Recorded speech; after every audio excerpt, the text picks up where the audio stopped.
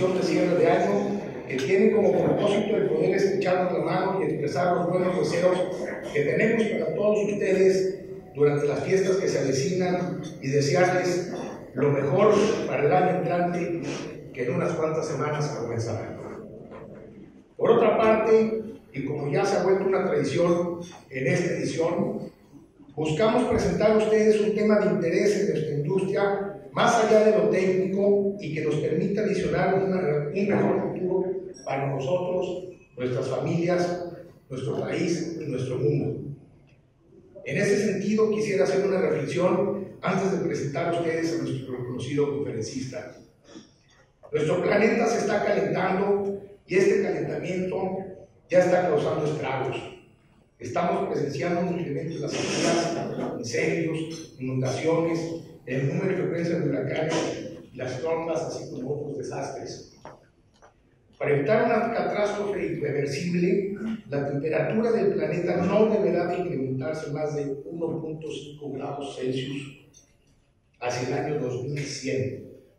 Sin embargo, la temperatura actual del planeta se ha incrementado más de 1.1 grados en comparación a lo que había hasta finales del siglo XIX, y al ritmo que vamos, para el año 2050 alcanzaremos ese 1.5.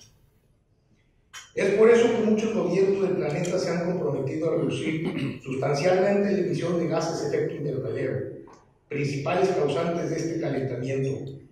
La mala noticia es que esto no está siendo suficiente y es por eso que nuestro gremio debe de actuar y actuar ya para contribuir a la reducción de la emisión de gases de efecto invernadero.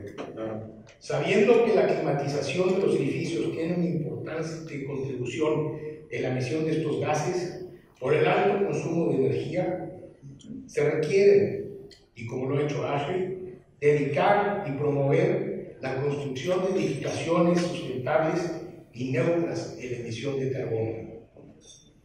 El día de hoy tenemos la fortuna de escuchar cómo sí es posible no solo diseñar, sino construir edificaciones neutras en carbono, a lo que conocemos como net cero o neutro cero. De la propia voz del arquitecto Benjamín Romano, quien ha diseñado la primera terminal aérea en Latinoamérica net cero y lo que parece ser el primer edificio net cero en nuestro país. En Ashley, capítulo Ciudad de México, nos sentimos muy halagados y agradecidos con la presencia del arquitecto Romano, quien es un profesional altamente reconocido en nuestro país e internacionalmente.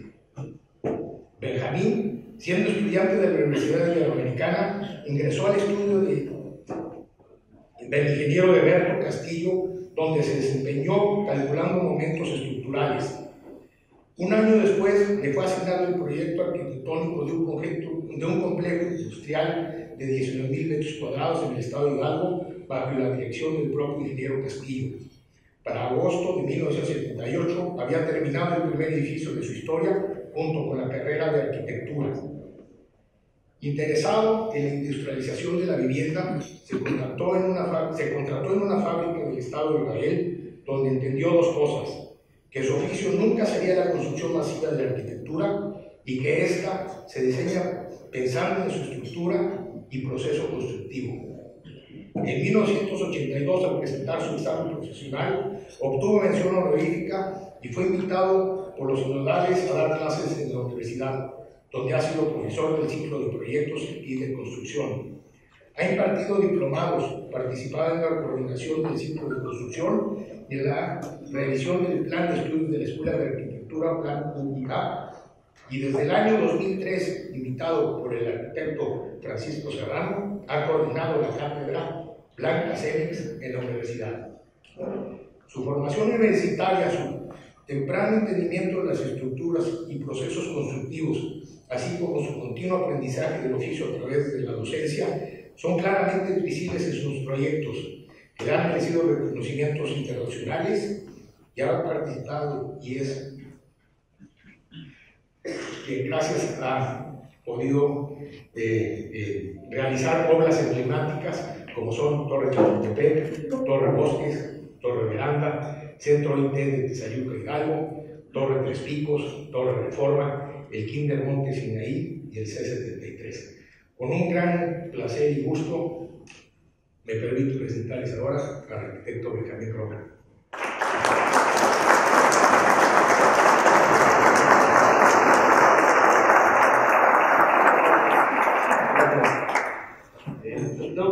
Que cuando me invitaron, no me lo digo que me invitaron porque ustedes saben mucho más que yo de esto, pero afortunadamente con buenos amigos hemos logrado hacer proyectos, digamos, en nuestra historia importantes, algunos, otros más pequeños, que es lo bonito de nuestro oficio de la arquitectura.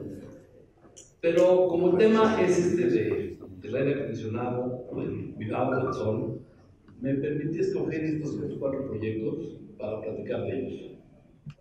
Según recuerdo una vez que no hay clases para dar clases, me decía que hay que vender una sola idea y no muchas.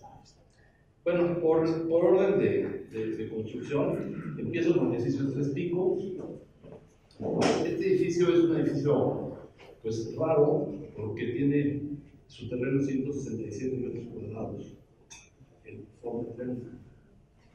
Y el programa era de 1.600 metros cuadrados de construcción y el número toso de 48 coches de estacionamiento. Entonces, eso claramente complicó muchísimo la decisión estructural, la decisión arquitectónica y demás. De ahí que tomé la decisión de hacer estos muros muy esbeltos de acero, porque si hubiera sido concreto, el espacio interior del edificio se achicaba muchísimo. Y bueno, hacer un edificio de acero tiene su complejidad, tiene su costo, como todos sabemos, pero también finalmente el acero es muy normal, ¿no? Le pega el sol y al final lo irradia hacia adentro o hacia afuera. La planta no es muy simple, son estos 2 muros que soportan el edificio. Claramente, en términos estructurales es cierto, claramente en caso de un sismo, como aprendí de mi querido maestro Roberto Castillo, necesitamos entender que la estructura trabaja en 2 sentidos. Entonces, por eso en esos elevadores les escondimos unos muritos de concreto para lograr esta A doble que nos permite hacer lo que decía Berto, de responder el sismo en ambas direcciones. Yo sé que ustedes no son ingenieros civiles, pero mi cabeza está diseñada por esto. Y entonces yo no puedo dejar de pensar en la estructura. Y el tema de los estacionamientos, dimos una solución rara porque rentamos el subsuelo de la calle, de la banqueta, y construimos ahí un sótano para meter 48 coches en un sistema robótico, o más novedoso, pero que después de 10 y tantos años de funcionamiento, creo que fue un acierto. Si hubiéramos tenido el terreno, hubiera sido mejor construir el estacionamiento y no hacer el robot. Pero para sitios como este, yo creo que el robot es un acierto. Bueno, cuando empezamos a proyectar el tema de los muros, a mí siempre me interesa mucho el flujo de los edificios. Porque si nosotros no diseñamos bien el flujo, las tuberías ahí andan dando vueltas, gastando energía y con codos y con cosas. Entonces, lo que decidimos es que en las 4 esquinas del muro, de los 2 muros, perdón, pusimos las instalaciones. En uno hidrosanitaria, en otro eléctrica, en otro voz y datos y en otro salida de luz. Eso, y además, como bien lo dijiste al principio, también por culpa de Berto, mis proyectos siempre tienen que estar pensados de cómo los vamos a construir. Entonces, lo que hicimos acá fue pensar en esta doble placa de acero separada como si fuera un termo, y eso ustedes me entienden perfecto. Ese termo es el que nos permite sobrevivir en ese edificio con muy poca incidencia térmica, ¿no?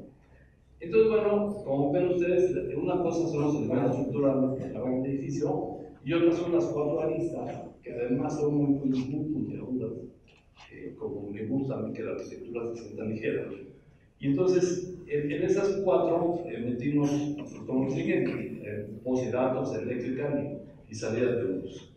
El edificio, en estas placas de acero, lo prefabricamos en Guadalajara, no por nada, pero ya se prefabricó, lo trajimos ya listo con todas sus placas que conectaban ambas placas para ganar la inercia de las dos.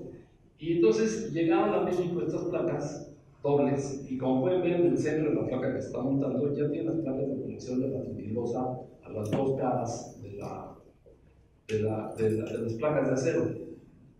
Y entonces así fuimos montando la estructura ahí en Polanco, que muchas gentes creían que era un búnker. Sí se veía raro, pero yo lo confieso.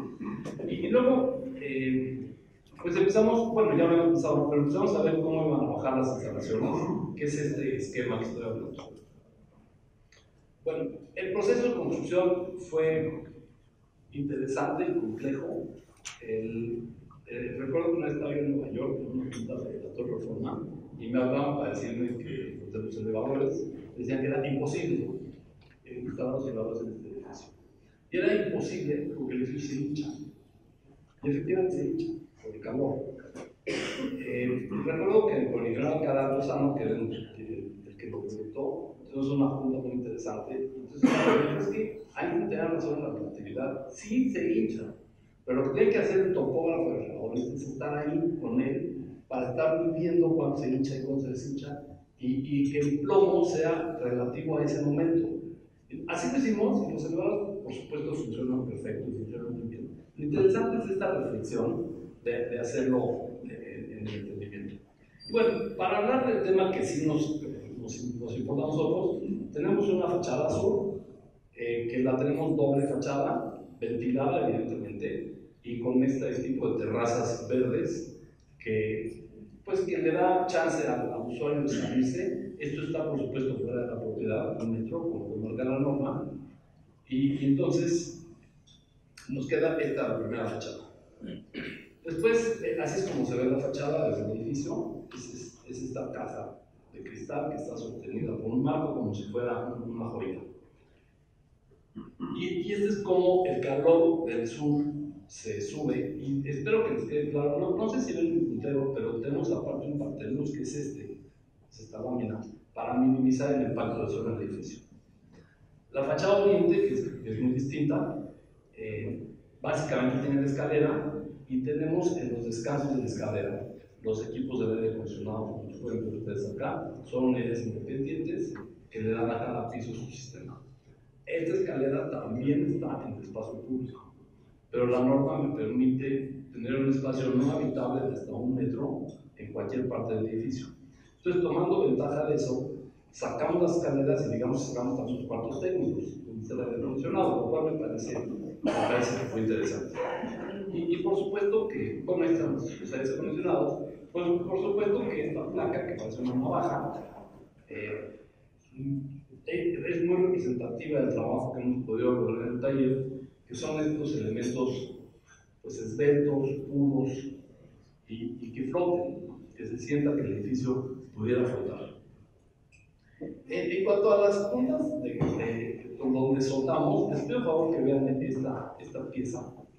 En las juntas que soldamos, que están repetidas por todos lados, como ven en el plano de ahí de la izquierda, dejamos algunas entradas de luz de la fachada poniente, lo cual me parece de lo más interesante, porque por dentro se ilumina muy, muy bonito el espacio, y en la noche se ilumina esto así como aleatorio, que me parece que le da un sentido interesante.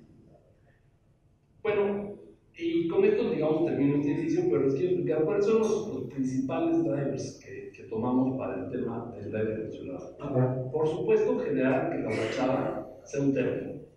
Y no nomás sea un termo, tenemos arriba, por supuesto con un sifón, una salida permanente del calor que se genera cuando le pega el sol, lo cual hace que el interior no caliente. Entonces, la primera actividad importante, aparte de ese, es la protección pasiva del sol. O sea, tanto en la fachada sur, con los parteluces, como en esta doble piel de acero, donde se controla el calor. Otra muy importante para lograr bajar el consumo de energía es centralizar los servicios del edificio. Insisto, cuando los tubos andan dando vueltas, nada más consume energía y dinero. Muy importante el concepto de dinero. Cuando los tenemos claros y lógicos, hay errores importantes. Bueno, por supuesto, la ventilación del steel wall, del muro de concreto. Pusimos chilles individuales. Y con esto, yo digo que la arquitectura, por lo menos así lo decía en mis clases, debe ser entendida como un acto que entienda el todo.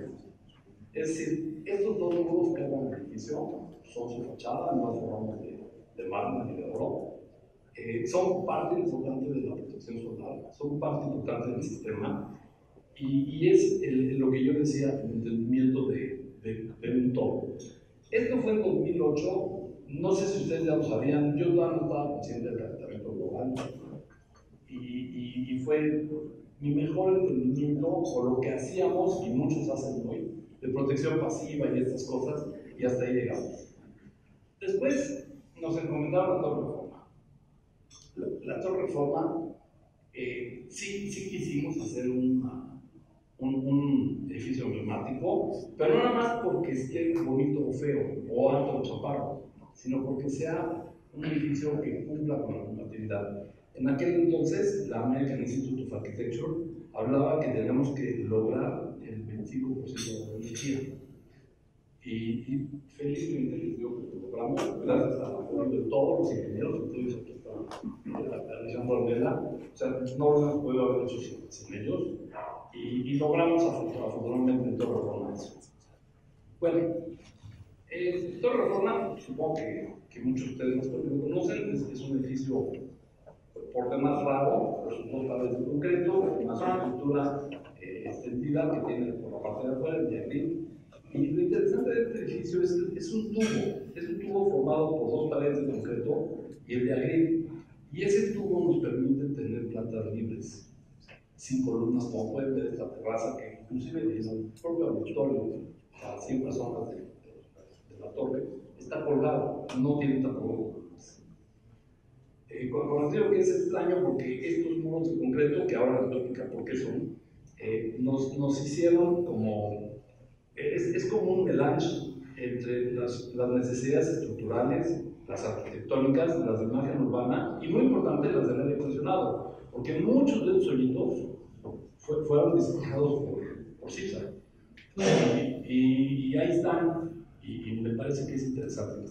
Bueno, el edificio tiene una problemática que gracias a eso que pudo adquirir muy barato el terreno de esta casa catalogada, y cuando me invitaron a ver el terreno les dije que me parecía magnífico.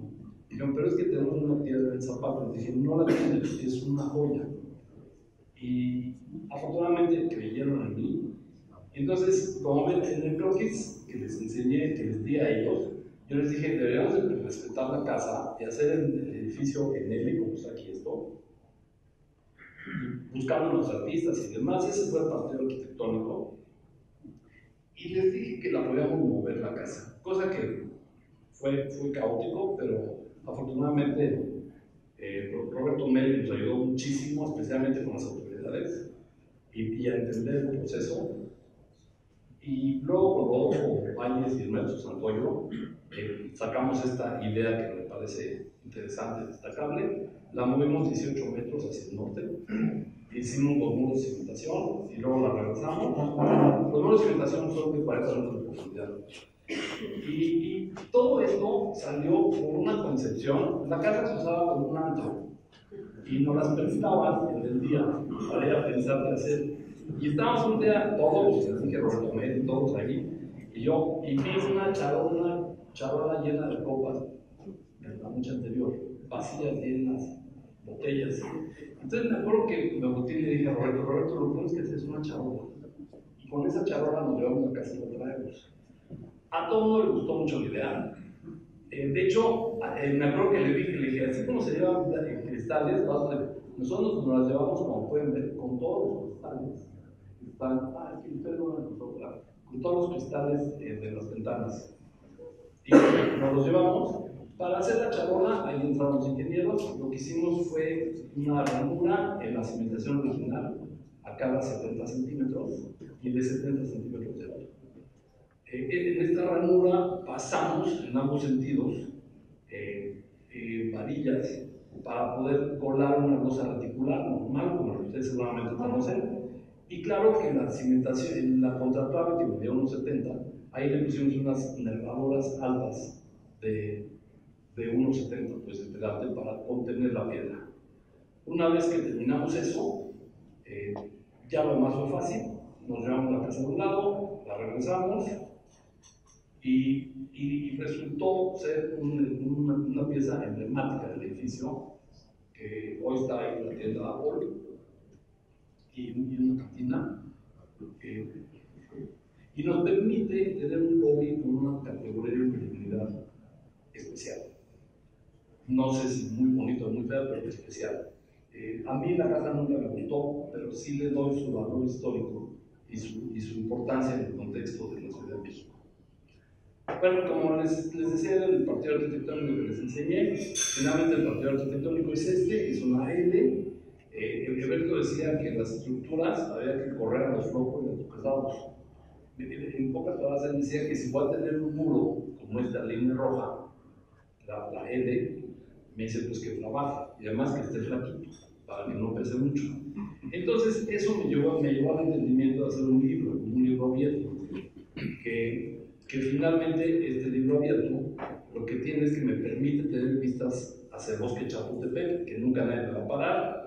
El propio presidente Cedillo me criticó que la fachada oriente, que vea el Ángel de la Independencia, yo la cerré, y le dije que sí la cerré porque el vecino no soy yo. Alguna vez van a construir otra torre, entonces yo no podía asumir que iba a estar por allá, y me dio la razón.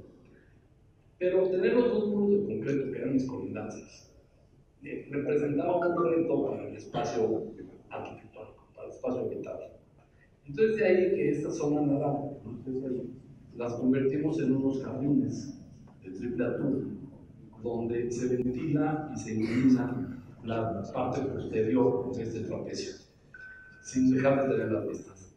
En el núcleo triangular donde están los elevadores y demás, pusimos todos los flujos del edificio. Les digo que me interesan mucho los flujos. Ahí sube y baja todo: la gente, el agua, la energía, todo, los datos, todo sube por ahí.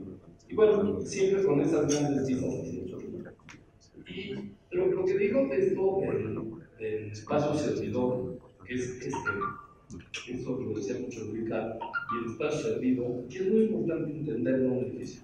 Cuando tú concentras el espacio servidor y le das servicio al espacio habitable o servido, yo creo que logras un buen edificio. ¿Por qué? Bueno, porque funciona, independientemente de la vista. De ahí que entendimos estos dos muros de concreto, y luego estos dos muros de concreto fuimos a Nueva York, donde ellos, por supuesto, lo manejaban así, le pusieron dimensiones al muro, y de ahí teníamos muy claro que el core, o el núcleo de flujos, iba a estar en la parte de atrás, y de ahí ellos nos propusieron de gris. Rodolfo ahí lo manipuló un poco, porque ellos habían propuesto una sola diagonal, y Rodolfo hizo dos diagonales, que me parece muy interesante eso. Y luego el elemento que baja vertical. El objeto de ese elemento vertical es simplemente aportar el clavo de las claves de la fachada. Y bueno, pues lo propusimos ahí. Recuerdo que un arquitecto trabajaba conmigo, Guatemala, me dijo: a mí no me gusta porque parece un moco que le juega la estructura. Digo, que se da moco, pero baja la mitad del clavo. Entonces, ya ganamos. Y de ahí que nos quedamos con ese elemento que literal, las gentes del mercado, cuando llegaba la hora de la pieza, llegaba moco uno. Y era como muy simpático. Y bueno, por supuesto pongo ahí la famosa cruz esta de Alberto, donde me dice que hay que entender la estructura en ambos sentidos. Antes de empezar la obra, evidentemente hicimos este, ustedes saben mejor que cómo funciona, y creo que esto no vale la pena que les platique, pero analizamos el edificio, analizamos la incidencia solar, nos dieron las incidencias, los ángulos y demás, estas partes de la Universidad de Pensilvania. Y sí funcionó de verdad muy bien. Este es el peor día de sol en invierno. Y la verdad que funciona muy bien, el edificio no se calienta. Y creo que esta imagen como cerrada del edificio, cerrada para los que estamos afuera, pero para los que están adentro, como pueden ver en la foto del espacio interior, La vista es franca, clara y no necesita persianas y no tiene persianas. Algo muy importante, insisto, para entender un edificio energéticamente correcto es entender los flujos. Empiezo por el flujo de la circulación vertical. Nosotros tenemos un flujo de instalaciones verticales muy interesante, donde tenemos el movimiento naranja de la más izquierda, donde hay un sub de 4 elevadores rápidos que te llevan a un sky lobby, y de ese sky lobby salen los elevadores de mid-rise y high-rise. En el mismo triángulo de la A, en la parte baja están los elevadores de low-rise y del sport y zona comercial. Eso nos permite eficientar. Todos conocemos edificios importantes del mundo que las plantas bajas están llenas de elevadores. El mejor ejemplo es la Torre Mayor, llenas de elevadores. Y a medida que suben como pastel de boda se van acabando y va creciendo el rentable. Aquí tiene interesante que el área rentable siempre, bueno, de hecho va creciendo, pero nunca nos estorban los elevadores. ¿Por qué? Por este shooting que tenemos para subir al piso de arriba. Esta eficiencia energética en el manejo de gente nos llevó a un consumo de 0.75 kilowatts, que no sé qué tanto conocen eso, pero es muy bueno. En términos de energía eléctrica, Raúl nos ayudó a hacer el crecimiento de este proyecto. Lo que hicimos es que recibimos en media tensión y transportamos en media tensión en el anillo que sube y baja del edificio. Y después tenemos varias subestaciones transformadoras para bajar a 480, y luego tenemos varios transformadores, los amarillitos, que bajan de 480 a 220. Esto nos llevó a tener una instalación. Él dice que nunca calcula la instalación porque es nada más suma lo que todos ustedes y demás gente le dicen, de 4.500, pero tenemos un consumo de 2.700 que me parece que es muy interesante. Tenemos transgeneradoras y demás que me parece que estamos bien nosotros por parte de la República. Después tenemos el tema del agua, con Francisco Garza-Cuellar, lo entendimos, lo diseñamos, y con muchas pláticas y discusiones entendimos que la gravedad es la mejor manera de proteger el agua. Entonces, de ahí que tenemos, en el último sótano, tenemos 2 sistemas de agua potable. Tenemos una cisterna de agua tratada y tenemos una cisterna de agua pluvial. El agua potable la bombeamos primero al nivel del medio arriba del suelo y de ahí la relimpiamos a la azotea. Y eso nos permite, por gravedad, irrigar todo el edificio. Me queda claro que los últimos pisos no tienen la presión adecuada para funcionar con el diseño de agua potable, y por lo mismo tenemos en la parte de arriba una bomba, un sistema de bombas para poder irrigar adecuadamente a la altura de la parte más alta. En el sótano último, donde está el círculo rojo, tenemos este cuarto de bombas, que es la fotografía que ven ustedes ahí, que todos ustedes conocen bombas mejor que yo. Yo tuve la oportunidad de conocer bombas de edificios de este tamaño y eran bombas brutalmente más grandes. Y aquí realmente Francisco logró una eficiencia gran en el tamaño de la bomba. Y el edificio afortunadamente funciona muy bien. Y esto con el entendimiento de que bombeamos al primero y luego bombeamos al segundo, y de ahí por gravedad. Y de ahí tenemos lo que les dije en la parte alta, un equipo multidiseño, nada más para los últimos pisos. Todo lo demás se maneja por gravedad. Por supuesto, menos consumo de energía, ¿no? Toda esta historia. Y luego el tema de ustedes, el aire acondicionado, que fue el diseño de Tipro. Y aquí, como ven ustedes, los cuadros verdes, ese es el cuarto de los chiles. El cuarto de los chiles, por supuesto silenado, por supuesto con entrada posible de mantenimiento, está no en el corazón del edificio. Yo siempre digo que las instalaciones deben estar en el ombligo del edificio. Aquí no hablamos en el ombligo, pero sí lo tenemos en una parte alta, donde rebombeamos al espacio que está arriba de los elevadores rápidos, y de ahí rebombeamos a todo el edificio. Este cuarto es magnífico porque tiene una vista espectacular en el piso 34, y además lo dejamos con cristal. De hecho, cuando está iluminado de fuera se ve muy lindo. A mí me parece que las instalaciones deben estar visibles y bien hechas, porque no nos debería dar pena, al revés, debemos de presumirlas, ¿no?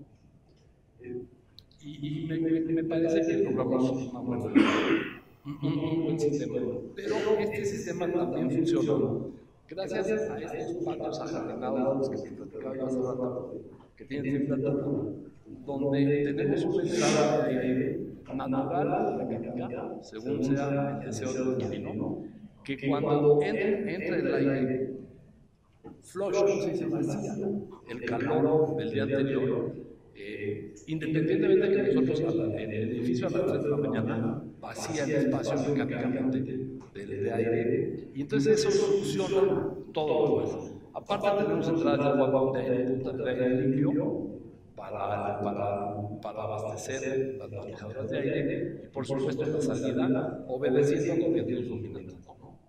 Estos hoyos, como les dije, son productos de un análisis de un software que se llama Grasshopper, en el que yo le pedí al Grasshopper lo que me pidieron todos. Algo que fue la estructura, me pidió esta gran abertura de 4 metros en 3 pisos de altura.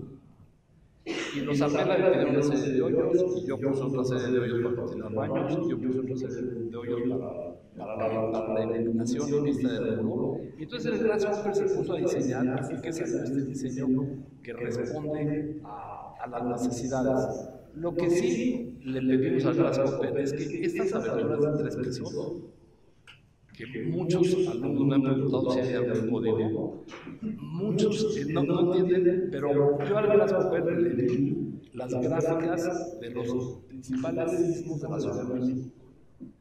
Y entonces el Grasshopper las usó como imagen de referencia. Entonces cada una de estas representa una gráfica sísmica de la Ciudad de México. Se los cuento nada más como anécdota, no tiene ningún chiste, pero con todo eso que les platiqué, logramos un consumo de energía 25.4 más bajo que cualquier edificio de este tamaño en Ciudad de México. Es un gran logro. Eso nos permitió tener la certificación platino de LEED, lo cual nos sentimos muy orgullosos de ella. Y yo insisto en que esto se logra gracias al entendimiento de los flujos. Este cuerpo humano, que puede ser también un caballo, no es el tema, tiene un análisis de flujo basado en iteraciones de millones de años. Y por eso lo han abstraído y lo han eficientado. Si el corazón estuviera en la cabeza, me reventaría los vasos de la cabeza. Si estuviera en el pie, no tendría capacidad de subir, etc. Están puestas las cosas donde deben estar, producto de iteraciones que creo que en la construcción también se deben usar esas iteraciones para lograr eficiencia. Muy importante concentrarme en el espacio del espacio servidor, muy importante, y con sus conexiones.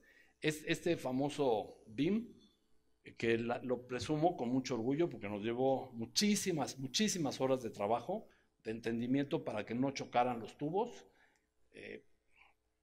Bueno, Francisco y Alejandro se pueden acordar de 200 anécdotas de que uno como arquitecto piensa que el tubo va bien y resulta que está chocando. Muy importante pero lo importante es tener ese riguroso partido de respetar el partido arquitectónico. Los flujos se quedan donde deben estar y no pueden estar paseando aunque venga cualquier ingeniero instalador. Porque cuando ellos lo hacen, pues solucionan un problemita, pero a nosotros arquitectos nos generan otro. Bueno, ya para terminar con este edificio, ¿cuáles son los drivers principales? Por supuesto, protección.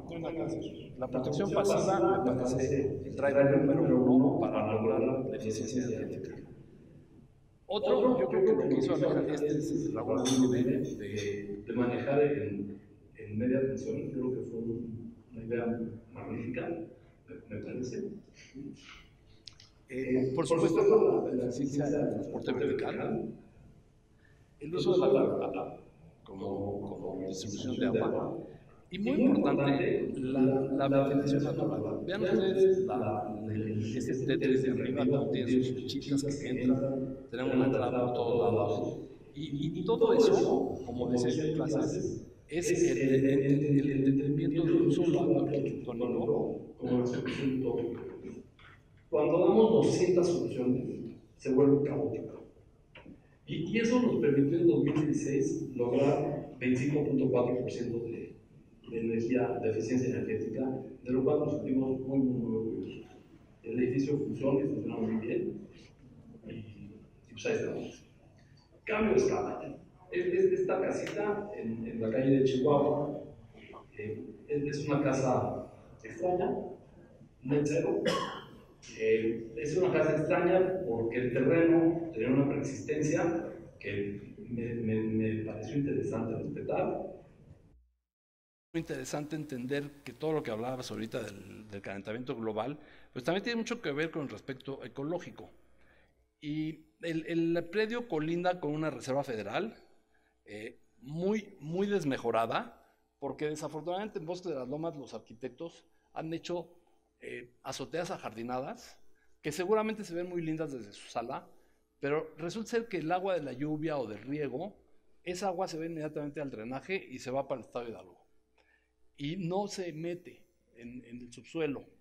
Entonces, me pareció muy importante hacer un statement de eso, y por eso es que la casa ya tenía el muro de contención, y por eso lo respeté, pero todo lo demás, tenemos descarga cero al drenaje. Todo el agua que entra en la casa o se usa en la casa termina en la Reserva Federal o en la parte de atrás. Este muro de piedra que ven ustedes es una preexistencia del terreno. Antes había una casa de la mitad del terreno y la otra mitad estaba desaprovechada. Cuando me metí a la normatividad me di cuenta que mi colindancia con la Reserva Federal tenía que respetar 5 metros a todo lo largo, y claramente eso me llevó al partido arquitectónico de hacer esta ficha larga, apoyada evidentemente en el muro de piedra y metido. Ahí apareció Walter Paniagua, que es un doctor en suelos, y me vino a platicar en la universidad con mis alumnos de las pilas geotérmicas. Y entonces él me insistió mucho en que hiciéramos un ejercicio en la casa académico para demostrar que se puede utilizar la geotermia en México también. Todos creemos que en México no nos conviene, que nada más en los nórdicos, pero yo estuve de acuerdo. Él me regaló estas mangueras que ven ustedes ahí metidas en las pilas, y también trajo al Instituto de Ingeniería del UNAM, que hizo los cálculos, que entendió que la Tierra debe estar a 18 grados, está a 18 grados y medio, y después de un análisis ecológico que hicimos con Ecoestudio, una empresa que se dedica a estas cosas, vimos que la temperatura del suelo está a 18 grados y medio, y entonces decidimos aprovechar esa energía para calentar la casa, digamos, gratis. Luego llegó Sergio Armela y me dijo que podíamos agarrar la energía que nos sobraba y calentar la alberca, cosa que sí hicimos, pero aquí en esta plática pues ya no la puse. Pero básicamente lo que tenemos es un sistema por radiación de agua caliente, y tenemos un intercambiador de calor en la alberca que calienta la alberca, valga la redundancia, y todo esto funciona con la energía geotérmica, con una bomba de calor, con paneles solares y con 2 calderitas eléctricas que entran únicamente cuando la bomba de calor no se da abasto, es decir, cuando le está ganando el frío, porque les queda claro que este cantilever le pega el viento y pues tarde o temprano, como el radiador logra entrar a la casa, ¿no? Cuando la energía geotérmica no se da abasto, entra una bombita, una calderita eléctrica, y cuando no se da abasto, entra una segunda calderita eléctrica. Y con eso, felices de la vida, tenemos 22 grados de temperatura en la casa, y se calienta la alberca, y todo, de verdad que con un consumo de energía bajo, pero independientemente de bajo, es soportado por paneles solares. Por lo cual, esa casa tiene 54 pesos de consumo de energía para todo, para la calefacción, para la licuadora o para el alumbrado. Cosa que me parece que es muy interesante eso, ¿no? Claro, los paneles solares necesitamos techo. En Torre Reforma no pudimos haber puesto paneles solares. La casa, como pueden ver, es muy sencilla, o sea, es una ficha así larga. El espacio gris que ahora se pinta de naranja, es el espacio servidor. El espacio servido es todo lo demás, con una gran vista a la barranca y a la zona federal, y con una presencia urbana interesante, que, hablando de mi querido Eberto, pues tenía su complejidad de hacerlo, ¿no? Entonces, lo que hicimos fue prefabricar en Recal, también en Guadalajara, la estructura. Hicimos los 2 muros de concreto, que siguen de las pilas hacia arriba, y esos 2 muros le montamos la estructura por la parte de arriba. Los muros son los que están forrados de triplay. Por supuesto, el último tramo de muro no lo colamos porque por ahí iba a deslizarse la casa. Entonces me hubiera maltratado el concreto expuesto que yo quería. Pero como tenemos ahí ahogadas unos puntalitos metálicos, se deslizó por ahí. Y por supuesto que está protegida la madera, porque ustedes saben, cuando se nos ocurre la locura de hacer concreto expuesto, hay que protegerla durante toda la obra. Y entonces, después de que montamos la semiparte de la casa, y digamos ya estábamos listos. Por cierto, déjenme comentar que las conexiones todas son atornilladas, verdaderamente como un capricho mío, pero me parece que se ve muy bien. Y entonces desplazamos la casa 10 metros. Una vez que la desplazamos, le pegamos o le soldamos con estas conexiones atornilladas, le conectamos los otros 10 metros que iba a volar. Y ya que la casa fue estable, ya con su lámina y demás, volamos los siguientes 10 metros. Y ahí ya la ligamos a los conectores que teníamos ahogados en el muro de concreto, colamos el muro de concreto, y de ahí, pues ya, lo demás, la casa ahí está. ¿Cuáles son las acciones principales? Por supuesto, la protección pasiva del sol. Esta fachada que es poniente, le pusimos una mampara de mármol, también por privacidad, porque tampoco me gusta que los vecinos estén viendo ahí el baño y demás. Es una mampara que está volada, es como una grapa, está volada de la casa, llueve y le entra sol y demás, pero no nos ven. Por supuesto, las pilas geotérmicas, que son una idea de Walter Paniagua. Por supuesto, la protección térmica por todos los lados donde pudimos ponerla. Y los paneles solares. Y eso, otra vez, en el entendido que es un solo elemento arquitectónico para resolver el todo. La imagen desde afuera a mí me parece linda, me parece sugestiva, llama la atención. Pero el espacio interior yo también creo que tiene lo suyo, porque tiene esta cuestión diáfana, que tiene una luz magnífica y tiene unas vistas espectaculares. Y bueno, la casa ha sido apoyada o criticada por muchos. Claramente no se quedan callados, no es una casa que cuando la vea la gente se queda callada. Pero yo sí les platico que cuando te paras en esta terraza, te sientes el Rey León, porque ves a todos lados y te sientes muy bien. Es decir, en términos arquitectónicos espaciales, te sientes muy, muy bien.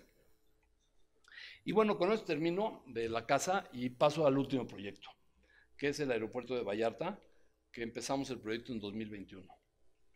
El aeropuerto de Vallarta es la Terminal 2 en Puerto Vallarta. Puerto Vallarta se junta la capa de cocos, con la capa del norte, y eso representa el peor punto sísmico de la República Mexicana. Cosa que no lo sabíamos muy bien hasta que empezamos a hacer el concurso, y ahí nos enteramos, y sobra decirles que eso determinó muchísimo de la arquitectura y de la estructura del edificio. Logramos una estructura con claros, como los que ven allá a mano izquierda, de 51 metros por 42, en la zona más sísmica de México. Y esos claros están apoyados, son unas triditraves, como las de Berto, nada más que esta triditrave mide 5,50 de alto, y son los cuartos técnicos del edificio, es decir, las manejadoras de aire, ahorita lo van a ver, van a estar ahí. Bueno, les platico cuál fue mi partido arquitectónico. A mí me invitaron junto con otros arquitectos a visitar el sitio. Vimos estos árboles con raíz de catedral que me parecían magníficos y una pena que los íbamos a tirar. Pero entonces, el concurso nos pedía un aeropuerto de un solo piso donde íbamos a tirar más árboles y me parecía que iba a ser muy ineficiente. Y por supuesto, esta huella representaba las 8 puertas que tenemos que dar, más las salas remotas y demás, hacia el lado aire. Entonces, yo lo que propuse es reducir esta huella. Las 8 puertas no me las puedo evitar, pero reducir la huella del edificio terminal me pareció muy interesante. También me pareció interesante separar los edificios, porque todos sabemos que en sismo, si nosotros hubiéramos unido estos 2 edificios, tendríamos pues, unos coletones muy importantes. Entonces, de ahí que decidí separar esos 2 edificios. Y otra cosa que decidí también es que el edificio debía tener un piso intermedio. Todos recordamos, o yo por lo menos muy bien, la película John Malkovich, que vivía en el piso 7,5. Y yo lo que les dije a los dueños de GAP es que yo proponía tener este piso intermedio dentro de una tridilosa de 5,50 de peralte, todos los sistemas del aeropuerto. No nada más el aire acondicionado, también el manejo de maletas, también seguridad, también todo. ¿Por qué? Porque lo tendría yo en el ombligo. Y eso que decía yo en clase, que lo tenemos que tener en el ombligo del edificio, nos genera mucha eficiencia. Bueno, otra cosa que me afectó mucho es que en Vallarta llueve 6 meses muchísimo. En distancias de medio kilómetro de distancia, me imaginé unas tuberías espantosas, con un problema de bombeo del agua espantoso. Y entonces, considerando esto, más el efecto sísmico de la placa Cocos y demás, propuse apoyar el edificio con estas matatenas. ¿Recuerdan todos ustedes cuando éramos niños jugábamos matatenas? La matatena siempre cae parada, como la avientes cae parada. Entonces, por eso es que me pareció interesante poner la matatena parada, evidentemente. Y luego las gentes de WSP, Rodolfo Valles especialmente, nos propuso tener unos aisladores sísmicos, que en este caso van a ser Maurer de Alemania, y va a tener una pata, en cada pata de la matatena va a haber un aislador sísmico que va a permitir que el suelo se mueva hasta 60 centímetros sin que este edificio se mueva, lo cual reduce muchísimo el coeficiente sísmico. Entonces, cuando propuse la matatena, por supuesto que las gentes, Darío te estaba explicando, las gentes de GAP me cuestionaron muchísimo porque me decían que era un desperdicio de área, porque cada matatena mide 11 por 11. Entonces, decidimos fabricar una matatena de mano de Alejandro Vallarino, que es el director de infraestructura de GAP. Fabricamos una matatena para que entendieran que el espacio de la matatena es utilizable. No es un espacio echado a perder. Y además les explicaba mucho de esta famosa cruz de Berto, que ojalá que todos mis compañeros arquitectos la recuerden, que hay que entender el sismo en cualquier dirección. Y bueno, de ahí me paso al tema de la energía. Por supuesto que con la experiencia que tuvimos de la Casa de Chihuahua, quisimos implementar la energía geotérmica, y sobra decir que un gran colector solar, porque tenemos una azotea enorme. Y entonces esta azotea enorme nos permite tener muchísimo panel solar, todos pegaditos, todos alineados y con una muy buena eficiencia. De ahí le prometimos a GAP, cosa que seguramente lo vamos a cumplir, de hecho lo vamos a cumplir con menos, que la inversión en paneles nos permitiría un net cero y tendríamos 7.76 años de retorno de inversión. GAP consiguió un crédito de esos verdes y felizmente les cuento que el 7.76 lo bajamos a 4,5 años. Entonces todos estamos muy contentos. También cuando les digo esto, les confieso que con las pilas fracasamos en Vallarta. Fracasamos porque con esta incidencia de azotea de granja solar nos fue suficiente. Y a implementar la tecnología de las pilas geotérmicas, les recuerdo que tenemos 300 metros en el punto más largo del edificio. Transportar el agua de la geotermia al cuarto de bombas consumía mucha energía. Entonces, la geotermia sí sirve, pero en estas grandes extensiones nos complicaba mucho el retorno, la llevada y el regreso del agua por bombeo. Y el panel solar ahí lo teníamos y nos daba el área. Y entonces yo le expliqué a Gab que sentía mucho que no podía usar la geotermia, no porque no sirva, sino que en este caso de gran extensión, y me parece muy importante, si yo hoy estuviera haciendo Torre Reforma nuevamente, usaría geotermia. ¿Por qué? Porque es concentrado. Y tendría todos mis muros de cimentación concentrados. O la casa. En Vallarta es tan grande el techo que con los paneles solares nos damos y nos damos abasto. Otra vez el tema de espacio servido y espacio servidor, con esto que les digo del cuerpo humano. Entonces, lo que les decía yo es este espacio intermedio que no existe para ningún turista, ningún pasajero, es donde vamos a tener todos los sistemas. Pueden ver ustedes ahí unas triditraves y con espacios diáfanos en el centro. Ahí en esos espacios tenemos el cuarto de aire acondicionado, la subestación eléctrica, el manejo de maletas. Tenemos, muy importante, todos hemos ido a los aeropuertos y vemos a la señora de la limpieza y al que trae la carne para los tacos o al que lleva las camisas. Por este piso intermedio van a entrar todos los proveedores y va a salir toda la basura. Va a entrar todo el agua y va a salir todo el drenaje por este piso intermedio.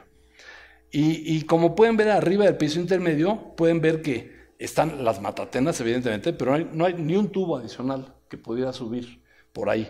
Nada. Todo está concentrado como la naturaleza nos enseña. Entonces, también sabemos que en los aeropuertos hay cambios. Hay mejoras, cambio de costumbres o de comercio. Entonces, lo que yo les digo es que a través de este piso intermedio podemos llegar puntualmente al sitio donde requieran un nuevo comercio, ya sea para tacos o para vender artesanías, donde le podemos dar aire acondicionado, agua, drenaje, etcétera, limpieza y demás. En este piso intermedio tenemos bodegas para los comercios. Quiere decir que cuando se acaban las artesanías, por un montacargas pequeño, suben las artesanías de la bodega que está en el piso intermedio, que realmente es un espacio estéril, porque finalmente es una estructura que sirve para salvar un claro de 51 por 42. Entonces, simplemente lo estoy aprovechando.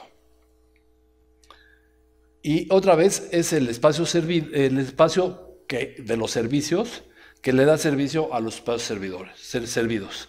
Y me parece que con esto queda clara la estructura. Les decía yo que las triditraves son estos cuartos técnicos. Como pueden ver ustedes, ahí arriba hay un señor en la manejadora de aire. El ducto del aire acondicionado está inmediatamente abajo. Sobra decirles que nada más vamos a acondicionar del ducto para abajo, del ducto para arriba, que es la mitad del edificio, no lo vamos a acondicionar. Quiere decir que ahí tenemos un 50% de ahorro. También por estos cuartos técnicos, con estos pasillos, podemos dar servicio de alumbrado, servicio de detección de humo, servicio de cámaras, etcétera. Todo a través de esos cuartos, y jamás veremos a los técnicos del aeropuerto ir con jenis o con escaleras o demás ahí cruzando, o con basura, pues los comercios ahí cruzando.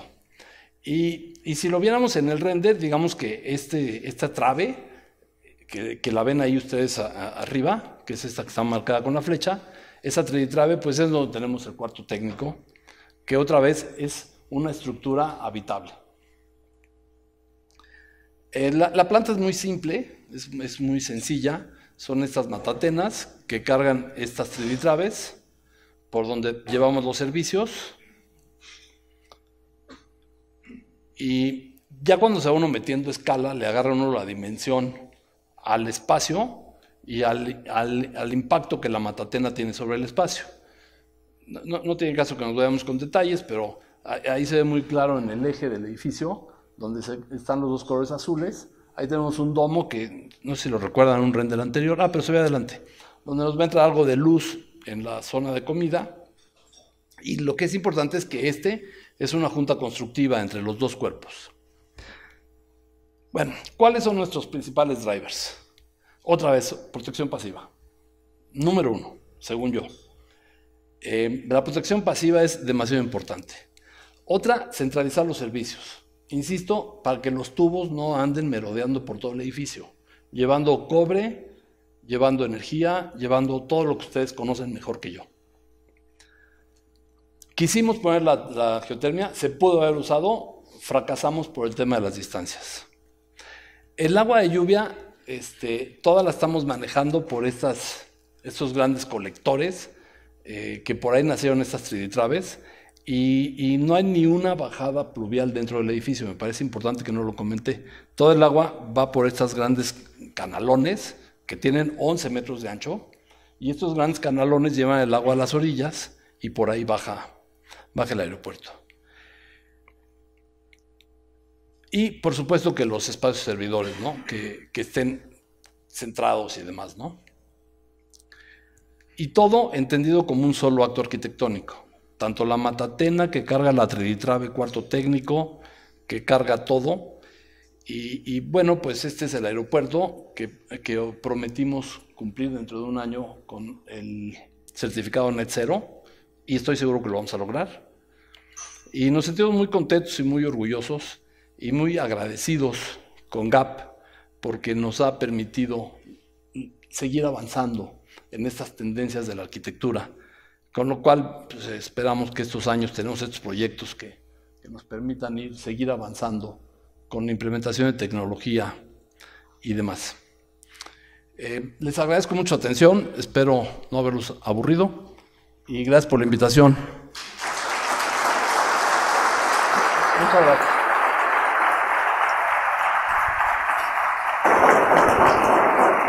Bien, pues muchísimas gracias, Benjamín, realmente muy interesante. Sé que llevas prisa, lástima que no tenemos un tiempo para preguntas y respuestas, pero a nombre de ASHRAE y el capítulo Ciudad de México, te otorgo este pequeño agradecimiento. Muchas gracias.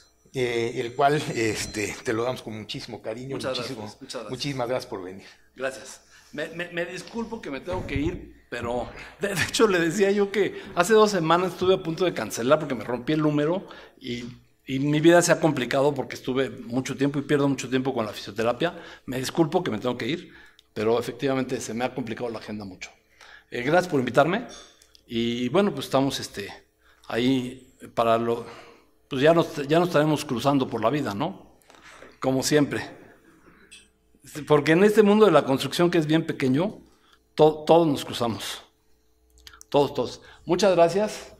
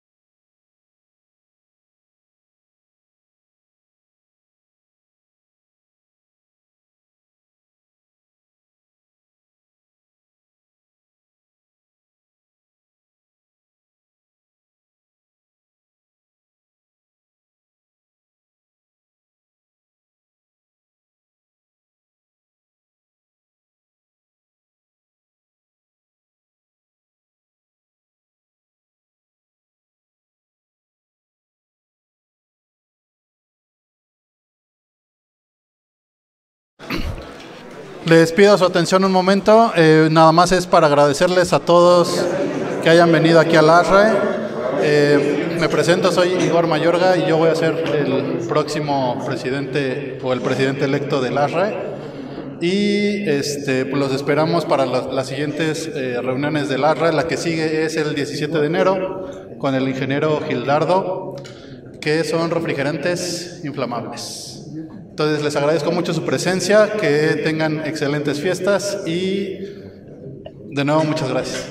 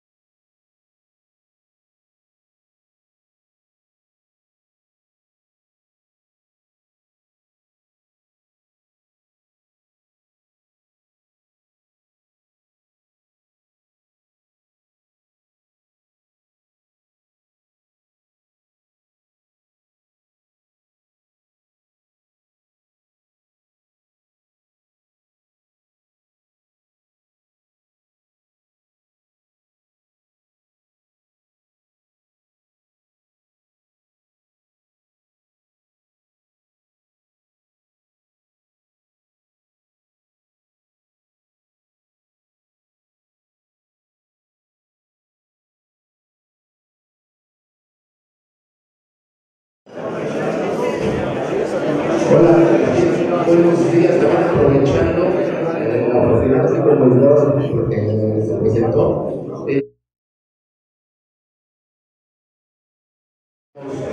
Nuestra plática, nuestra charla estudiantil va a ser vía Zoom. Se está promocionando vía las redes sociales, vía correos electrónicos, pero también de igual manera se les invita a que puedan asistir a esta charla.